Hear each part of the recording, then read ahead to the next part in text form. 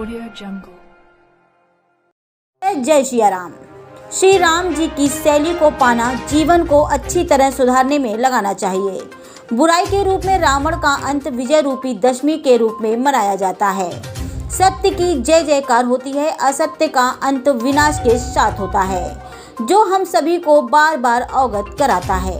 हर वर्ष इन पर्वों को मनाकर अगर हमने आदर्श जीवन नहीं अपनाया, सत्संग नहीं पकड़ा, तो रावण जैसा अंत संभव है, कोई रोक नहीं सकता। अभी आज से शपथ ले लें कि मानव जीवन पाकर इसका सकारात्मक उपयोग करना है, समय व्यर्थ नहीं करना। जय सिया राम। इसी विषय पर जानकारी दी ACCF नेशनल टीम मेंबर नई दिल्ली डॉक्टर राजेश गुप्ता जी ने। जय सिया राम, जय सिया राम, जय सिया राम। सीता राम कहते रहिए, अपने जीवन को आदर्श के रूप में बदलते रहिए। हर साल हम रामलीला देखते हैं। राम की लीला देखकर हम अंत में रावण का अंत भी देखते हैं। रावण का अंत हमको विजय दशमी के रूप में मनाने को प्रेरित करता है, यानी कि बुराई पर अच्छाई की जीत और सत्य हरदम विजय प्राप्त करता है।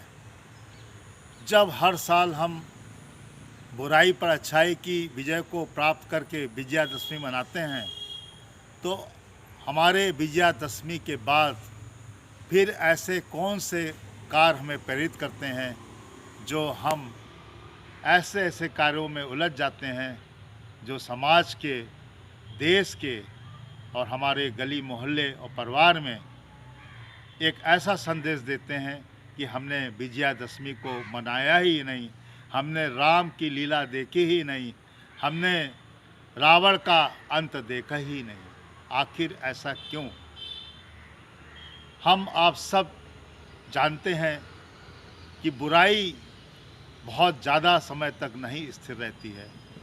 बुराई का अंत बहुत जल्दी होता है और अच्छाई को पाने के लिए बहुत समय लगता है। अच्छाई तुरंत नहीं मिल जाती। इसलिए अगर हमने अच्छाई को थोड़ी मात्रा में, थोड़ी संख्या में जमा किया है, तो उसको और बढ़ाने की बात सोचकर हमें आगे जीवन में बढ़ना चाहिए, क्योंकि अच्छे कार्य करने में बहुत कठिनाई आती है, बहुत दुविधाएं आती हैं, बहुत ही व्यवधान आते हैं और तब जाकर कहीं हम सफल हो पाते हैं अच्छे कार्य करने में। इसलिए हम सब लोगों की ये जिम्मेदारी बनती है कि अच्छे कार्य के प्रति अगर हमने कोई दृश्य देखा है, तो उस दृश्य को अपने जीवन में उतारने के लिए हरदम हम ऐसे आदर्श को पकड़ें जो हमें राम के रूप में मिले, और हम ऐसे चीज़ों को छोड़ दें जो हमारे जीवन को अंत करने में लग जाए, जैसे कि रावण का जीवन अंत हुआ सब कुछ होने के बावजूद भी। इसलिए इस संसार में, इस जीवन में हम सब लोगों को आगे बढ़ने के लिए सत्य का संग करना चाहिए, और वो सत्य का संग सत्संग के माध्यम से अच्छे लोगों के साथ बैठकर और अच्छी बातों को ध्यान में रखकर उसको अपनाकर ही पाया जा सकता है। हम कुसंगतियों में रहकर, हम नशे में रहकर, हम गलत आदतों में पढ़कर कभी भी जीवन में आदर्श रूपी चीज़ को पाने में सफल नहीं होंगे।